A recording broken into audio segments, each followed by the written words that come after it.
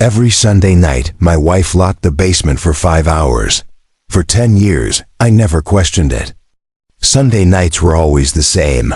The quiet hum of the house, the dim glow of the living room lamps, the soft ticking of the clock marking time I didn't notice until it was gone. My wife would finish dinner, brush her hands on the kitchen towel, and say softly, almost casually, "I'll be a while downstairs." Then she'd take the keys, disappear into the basement, and lock the door behind her. I trusted her. I didn't need to go down there. I had my chair, my tea, my television, my books, and the piece of a home I thought I knew. At first, it felt normal. The basement had always been her space, she said. A room to organize, a project to finish, a hobby she loved. I nodded, smiled, and settled into the rhythm of life above ground. But over time, the ritual began to gnaw at me. 10 years. 52 Sundays a year. 5 hours locked behind a door, night after night. And I never knew what happened inside. Sometimes, faint noises would drift upward. A soft scrape, the click of something moving, a muffled thud. I told myself it was just cleaning. Boxes, furniture, her organizing. My mind tried to rationalize every sound. But the longer I ignored it, the louder the unease grew. My instincts, buried under a decade of routine and trust, whispered that something was off. I tried to distract myself. I would sit with my books, my tea, or the television, pretending the house was ordinary. I even told myself it was comforting to have something she did alone. A space untouched by my aging hands, a sanctuary for her creativity. And yet, every Sunday, I would glance toward the basement door. My heart would tighten as her footsteps disappeared behind it. I could hear her locking the door carefully, deliberately, a sound meant to reassure or to warn. Years passed, and the curiosity became unbearable. I started noticing subtle changes. The way she sometimes lingered at the top of the stairs, keys in hand, glancing toward me. The way she returned hours later with her face calm, almost rehearsed, brushing off questions before I could even form them. The precision with which she carried herself made my stomach tighten. Something was happening down there that I wasn't allowed to see. Something I wasn't supposed to know. One night I came home late from errands. The house smelled faintly of old wood and wax polish. The basement door was locked as always, but this time there were strange sounds. Faint, deliberate, irregular. A scraping, a shifting, then a soft thud, and then silence. My pulse raced. I froze in the hallway, straining to hear. Those sounds didn't match the usual hum of cleaning or the shifting of boxes. They carried a rhythm, a purpose, a weight that pressed on my chest. I told myself to ignore it. I told myself I was imagining things. But the curiosity, suppressed for a decade, erupted like a dam breaking. I paced quietly, my hands trembling. I pictured the door, the darkness behind it, the faint light that must have been glowing from within. For 10 years, I had trusted her, believed in her care, and surrendered my nights to oblivion. Tonight, I could no longer do that. When she finally emerged hours later, calm, smiling, asking about my tea and whether I had eaten, I nodded numbly. I couldn't speak. I couldn't move past the heaviness in my chest. 10 years of secrecy had grown into something tangible, something I could no longer ignore. I stared at the basement door long after she went to bed, imagining what might lie beyond. And I made a decision that had been building silently inside me for years. Tomorrow, I would go down there. I had to know. I had to see. Because 10 years of silence had been long enough. The next morning, I woke with a mixture of dread and determination. The sun streamed weakly through the curtains, painting the bedroom in muted gold, but I barely noticed. My mind was elsewhere, already running through what I would do, how I would approach the basement, what I might see. For 10 years, I had avoided this door, convincing myself it was nothing. Now the avoidance had transformed into an unbearable need to know. I waited until my wife left the house.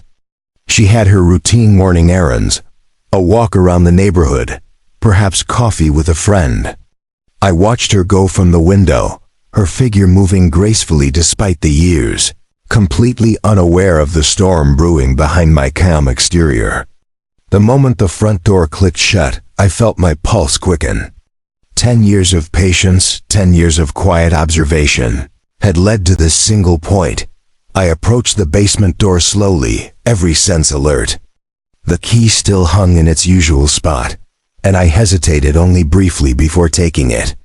My hands trembled slightly, not from fear, though there was some, but from the anticipation of discovering the truth. I slid the key into the lock and turned it. The door creaked open, revealing shadows that danced in the dim light. The basement smelled faintly of dust and old wood, familiar yet strange, like a place I had never truly been allowed to inhabit. The stairs groaned beneath my weight as I descended. The basement was larger than I remembered, and somehow colder. Light flickered from a small lamp on a workbench in the far corner, casting long distorted shadows against the walls. My eyes scanned the room, adjusting to the dimness, and the unease in my stomach deepened. There were boxes and crates, yes, but there was something else. Something organized. Something deliberate. I noticed at first a series of folders stacked neatly on a table. Their labels bore dates, names, and numbers I didn't recognize. I picked one up and my breath caught. They were logs, notes, observations, all written in my wife's handwriting. Detailed, meticulous, precise. She had been keeping track of something, someone every week for years. My hands shook as I flipped through the pages, realizing that the basement was more than a storage room. It was a hidden archive of secrets. Then I saw a collection of small vials, neatly labeled, lined up along the edge of the workbench. My stomach twisted. Pills, my pills. The very ones I had taken every night for the past 12 years. I stared, frozen. Every pill I swallowed, every night of sleep I believed was my own choice, had been orchestrated.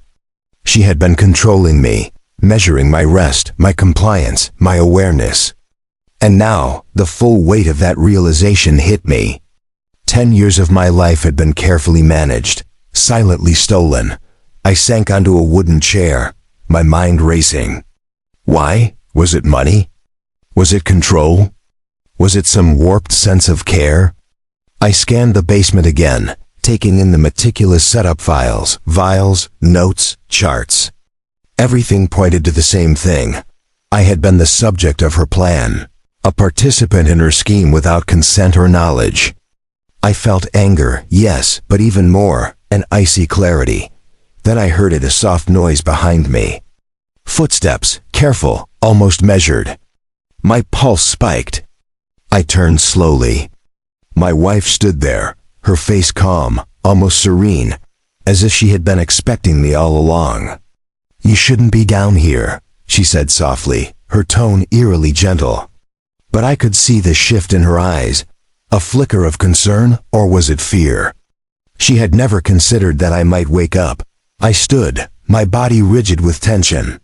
"Why?" I asked quietly. "Why all this? All these years?" My voice echoed slightly in the basement, swallowed by the shadows. She smiled faintly, almost apologetically. "For your own good," she said. But the words felt hollow, empty, a justification that no longer held power over me. 10 years of trust, carefully twisted into control, had ended in silence. For the next hour, I moved slowly through the basement, examining every file, every note, every vial. I memorized details, photographs, records. My hands no longer shook as badly. Clarity had replaced fear. By the time she left, I had a plan forming in my mind. I wasn't just going to confront her. I wasn't going to expose her immediately. I was going to take control in the same deliberate, calculated way she had taken it from me for over a decade.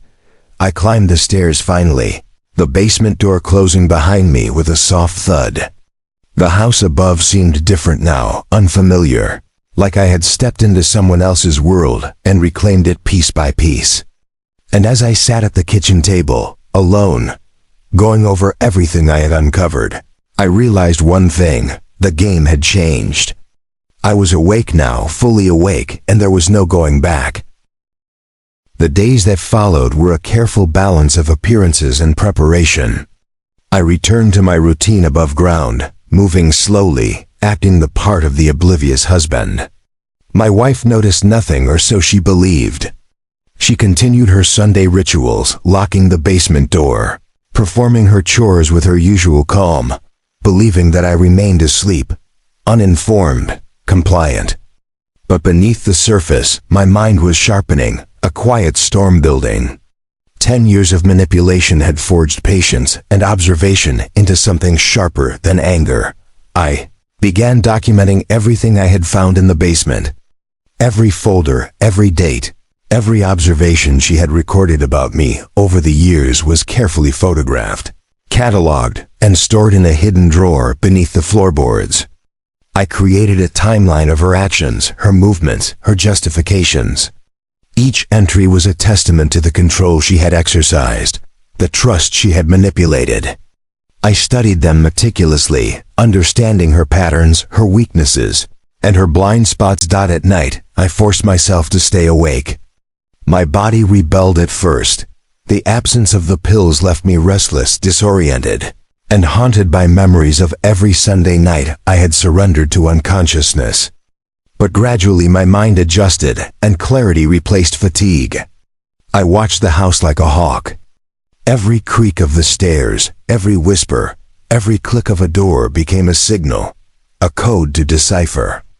I observed how she moved when she believed she was unobserved, how she interacted with the vials, the files, and the hidden documents she had kept for a decade. One evening, I followed her secretly as she descended into the basement. She was meticulous, almost ritualistic. She unlocked the door, moved the folders, arranged the vials, then paused to check the clock as if rehearsing a performance. I observed from the shadows, heart hammering, mind fully alert. Her sense of control was impressive, but it was predictable. And predictability, I realized, was my advantage. I began laying subtle traps, testing the limits of what she believed she controlled. I left notes in places she didn't expect, nudged objects slightly out of place, and observed her reaction. Each minor disruption taught me more about her temperament, her patience, her pride. Her confidence began to waver, though she didn't realize it yet. The first signs of doubt appeared in her eyes when she found a folder slightly out of order, or a pen missing from its usual spot. With each passing day, my plan crystallized. I wasn't going to confront her directly. I wasn't going to yell or demand explanations. That would give her the advantage, allow her to manipulate the narrative, make me the unreasonable one. No, I would use the same deliberate, calculated tactics she had used against me. I would reclaim my life silently, invisibly, methodically. The moment would come when she could no longer deny the truth, when the weight of years of manipulation would collapse under its own inevitability. I began consulting with people outside the house, trusted friends, old colleagues, and professionals who could verify the evidence I had gathered. I ensured that every document, every observation, every photograph was corroborated. My plan required precision. Every step needed to be accounted for. There could be no errors. For 10 years, I had been kept in the dark. Now I would shine the light. Evenings became a time of quiet reflection. I replayed the past decade in my mind, remembering how obedient I had been, how carefully I had hidden my suspicions, how easily I had been controlled. Pain surfaced, but it was tempered by resolve. I had been patient, and patience had taught me everything I needed to know. My body, though aged, carried strength in ways she had never considered. My mind, once dulled by pills, was now sharp, calculating, and fully awake. One night, she descended into the basement, unaware that I had prepared everything. I remained above, observing, recording, and noting her every movement. Her precision was admirable, but I had become equally precise. Each action she performed added to the weight of evidence I had been collecting. Each step she took brought me closer to the inevitable moment when her control would end. Weeks passed in this quiet, deliberate dance. The tension in the house became almost palpable, though she remained blissfully unaware. I had learned the full scope of her manipulation, the intricacies of her control, the depth of her obsession with keeping me obedient. Every detail mattered, every observation counted. And in that slow accumulation of knowledge and preparation, I found power, a power I had not felt in years. Finally, the moment approached. The evidence was irrefutable. The plan was complete. Every file, every photograph, every note was ready. I had cultivated the perfect environment for the revelation, ensuring it would leave no room for denial or deception. And when it happened, it would not be chaotic.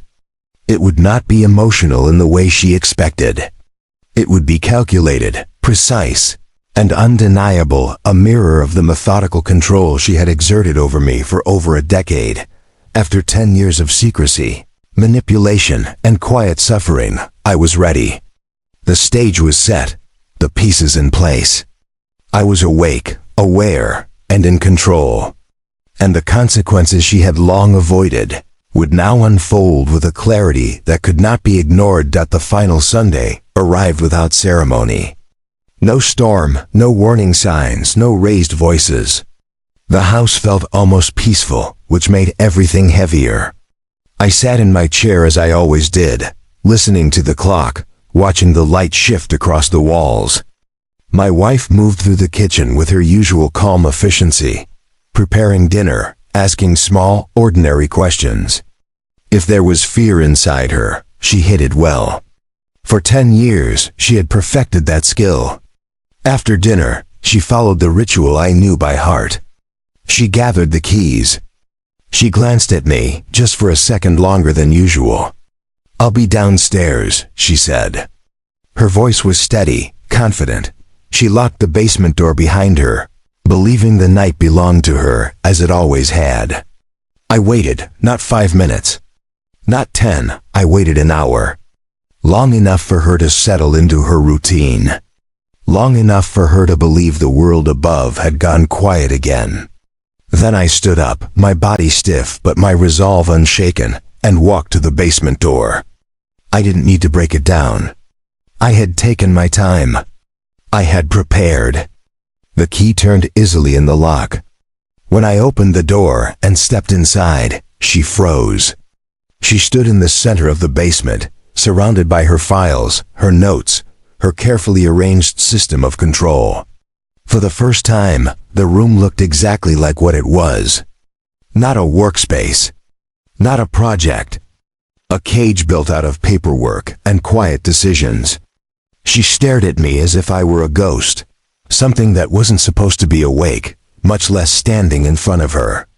I didn't raise my voice. I didn't accuse her. I simply told her what I knew. I spoke calmly, listing dates, times, actions. I described her routines better than she could. I named the documents, the records, the patterns she thought were invisible.